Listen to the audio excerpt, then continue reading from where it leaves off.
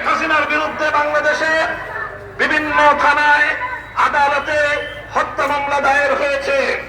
আমি আহ্বান জানাতে চাই, খুনি হাসিনাকে ধরে এনে বিচারের কাঠগড়ায় দাঁড় করাতে হবে। প্রিয় সাথী ও বন্ধুগণ, বক্তব্য শেষ। ইনশাআল্লাহ বিগত দিনে যেভাবে আমরা রক্ত দিয়েছি পিলখানায়, যেভাবে আমরা রক্ত দিয়েছি শাপলা চত্বরে, যেভাবে আমরা রক্ত দিয়েছি মধুবিরোধী আন্দোলনে হাটহাজারীতে, যেভাবে রক্ত দিয়েছি আমরা মোদিবিরোধী আন্দোলনে ব্রাহ্মণবাড়িয়ায়, ঠিক আগামী দিনে দেশের স্বাধীনতা রক্ষার জন্য, ইসলামের হেফাজতের জন্য যদি আমার রক্ত দেওয়ার প্রয়োজন হয়, স্বাধীনতার ঝান্ডা নিয়ে রক্ত দেওয়ার জন্য প্রস্তুত থাকবে না।